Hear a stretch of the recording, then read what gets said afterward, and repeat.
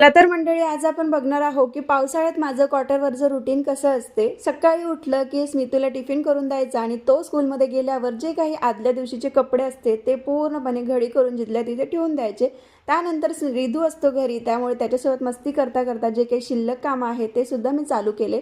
आणि पावसाळा म्हटलं की पाऊस हा चालूच असतो, त्याच्यामुळे सकाळी उठल्या उठल्या आज पाऊस सुरू होता म्हणून अंगणाची साफसफाई माझी बाकी होती, ती करून घेतली। आणि चपलांची माती इतकी असते की त्याला पाणी टाकूनच स्वच्छ करावं लागते, नाहीतर घर झाडलं पुसलं तरी काही फायदा होत नाही। म्हणून मग पटकन असं पाणी टाकून मी स्वच्छ केलं। त्यानंतर भांडे होते पडलेले ते सुद्धा घासून घेतले आणि मागच्या साईडला सुद्धा एवढं मोठं अंगण आहे की ते सुद्धा पाणी टाकून टाकून स्वच्छ करावं लागते।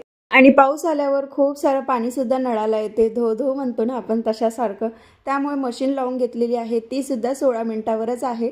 तेवढं झालं की मग माझे जे काही काम आहे ते संपलेले असते। तर कसा वाटला video, like share subscribe, bye bye.